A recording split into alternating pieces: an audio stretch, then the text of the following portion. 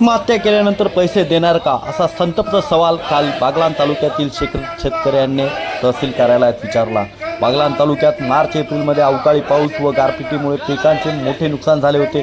मात्र शासनाने मंजूर केलेले अनुदान अद्याप शेतकऱ्यांच्या खात्यात जमा झाले नाही। त्यामुळे शेतकरी संघटना आक्रमक होत आज तहसील कार्यालयात मोठ्या संख्येने आंदोलनासाठी जमले होते। शेतकऱ्यांनी तहसीलदारांना निवेदन देत नाराजी व्यक्त केली। वारंवार फक्त तारखा दिल्या जात आहे पण पैसे कधी मिळणार असा आरोप शेतकऱ्यांनी केला।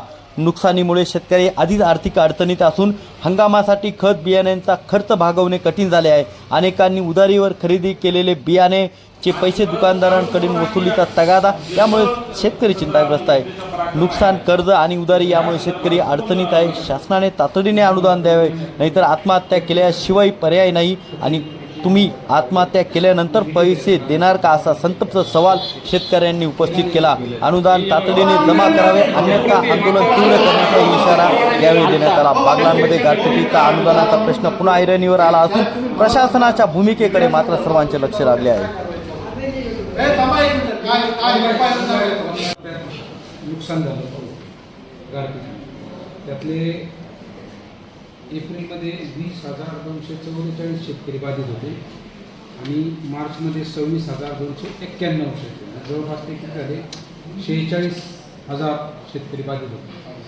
आपण मागच्या वेळा दादांनी उपोषण केलं, आंदोलन केलं, आपली वेळोवेळी निवेदनं प्राप्त झाली।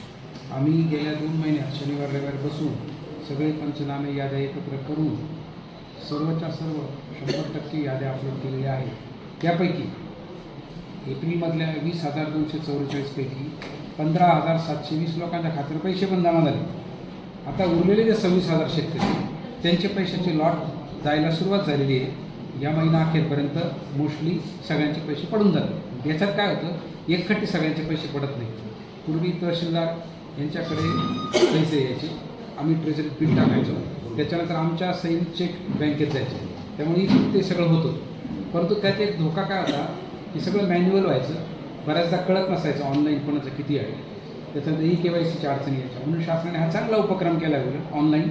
याच्यात थोडंफार मागे पुढं होतं, पण जो खरा लाभार्थी त्यालाच पैसे जातात, डबल पेमेंट होणं, कमी जास्त होणं असं सहसा 99% होतं। तर याच्यात 15,720 लोकांचे पैसे जमा झालेले, उर्वरित लोकांचे पैसे या 15 दिवसात टप्प्याटप्प्याने जमा होतील। 5,000, 2,000, 3,000 अशा लॉटमध्ये जातात, जसजसं आपलं KYC होतं। त्याच्यामुळे ही अडचण माझ्याकडची जी आहे ती सॉल्व्ह केलेली आहे मी। माझ्या लेवलला तर काहीच पेंडिंग नाही, वरून पैसे पण ते क्षणी पडतील 15 दिवसात, कदाचित 8 दिवसात पण पोहोचून जाईल। याच्यावर मी आहे ना, ऐका ना, याच्याबाबत आहे ना मी स्वतः फॉलोअप घेऊन तुम्हाला तर 8 दिवसांनी यांना कळवतं काय अडचण, तुमच्यापैकी एक प्रतिनिधी होतं।